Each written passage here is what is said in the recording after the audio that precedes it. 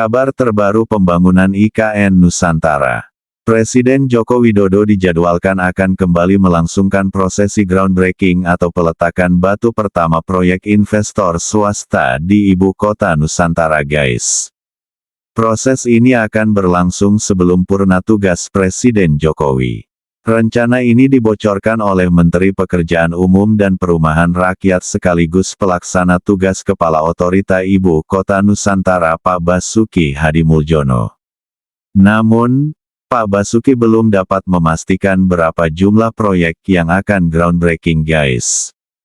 Selain peletakan batu pertama, Pak Basuki mengatakan juga akan dilakukan peresmian untuk sejumlah proyek yang telah rampung pembangunannya. Adapun acara peresmian itu akan dilangsungkan pekan depan, guys. Akan tetapi Pak Basuki sendiri belum dapat membocorkan proyek-proyek apa saja yang akan diresmikan tersebut. Namun yang pasti, salah satunya akan ada peresmian training center PSSI. Selaras dengan rencana groundbreaking dan peresmian ini, Pak Basuki akan berangkat ke ibu kota negara hari ini untuk melakukan serangkaian pengecekan. Adapun beberapa infrastruktur yang akan dicek terkait dengan kesiapan pemindahan pemerintahan ke ibu kota Nusantara, antara lain kantor Kemenko hingga apartemen aparatur sipil negara dan Hankam. Sebelumnya, Presiden Jokowi mengatakan belum tentu groundbreaking yang dilakukan hari ini menjadi rangkaian groundbreaking terakhirnya jelang purna tugas. Bisa saja sepekan atau 2 pekan ke depan masih ada investor yang mau groundbreaking lagi. Terakhir kali Presiden Jokowi melaksanakan groundbreaking investasi tahap 8 di ibu kota Nusantara pada Rabu tanggal 25 September tahun 2024. Orang nomor 1 di Indonesia itu merealisasikan investasi dari 3 investor asing dan 2 investor lokal swasta dengan total nilai mencapai 1,07 triliun rupiah. Adapun perinciannya, 3 perusahaan asing mengucurkan modal ke ibu kota Nusantara senilai 950 miliar rupiah. Terdiri dari investasi Delonix Group asal China 500 miliar rupiah, Magnum Estate asal Rusia 300 miliar rupiah, dan Australian Independent School 150 miliar rupiah.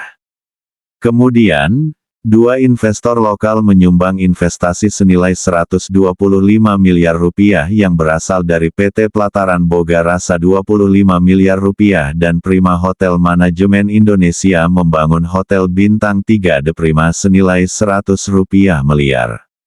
Dengan demikian, total investasi yang telah mengalir ke ibu kota Nusantara selama pemerintahan Jokowi mencapai 57,27 triliun rupiah yang direalisasikan melalui groundbreaking investasi selama 8 tahapan, guys.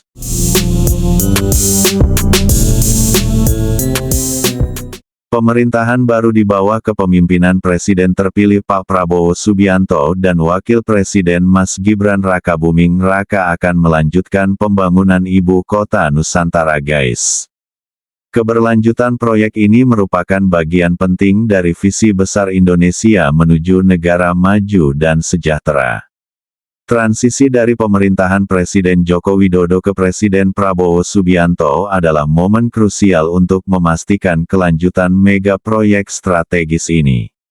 Sejak awal, Presiden Joko Widodo telah menekankan pentingnya pemindahan ibu kota dari Jakarta ke Kalimantan Timur sebagai langkah strategis untuk pemerataan pembangunan nasional. Pembangunan ibu kota Nusantara diharapkan dapat menciptakan pusat-pusat pertumbuhan ekonomi baru di luar Pulau Jawa, guys. Lebih jauh, Presiden Jokowi juga menekankan bahwa pemindahan ibu kota ke IKN adalah bagian dari langkah strategis untuk mewujudkan visi Indonesia Emas 2045. IKN dirancang sebagai kota masa depan yang berfokus pada keberlanjutan lingkungan, dengan gedung-gedung ramah lingkungan, transportasi hijau, dan energi terbarukan, guys.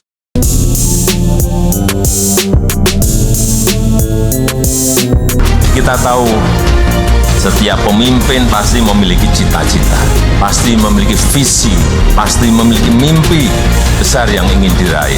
Misalnya, mewujudkan pembangunan Indonesia sentris dalam rangka pemerataan dan keadilan.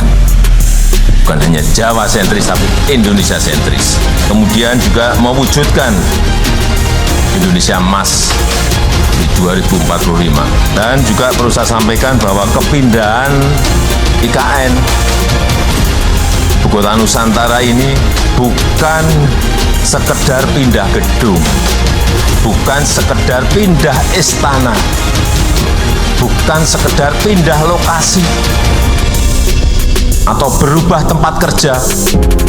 Keinginan besar kita adalah ada perubahan pola pikir kita, mindset kita, ada perubahan pola kerja kita, ada perubahan budaya kerja kita, dari yang berbelit-belit menjadi simpel dan sederhana. Karena sudah sering saya sampaikan, ke depan negara yang cepat akan mengalahkan negara yang lambat. Semangat ini yang saya harapkan bisa saudara-saudara bawa sekembalinya dari IKN Nusantara.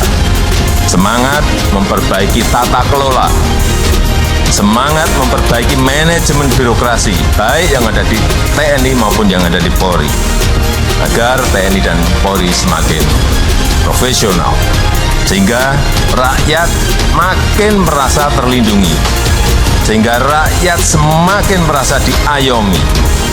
Semangat untuk memperbaiki citra diri, semangat untuk memperbaiki citra institusi, agar TNI dan Polri semakin dicintai dan dipercaya oleh rakyat.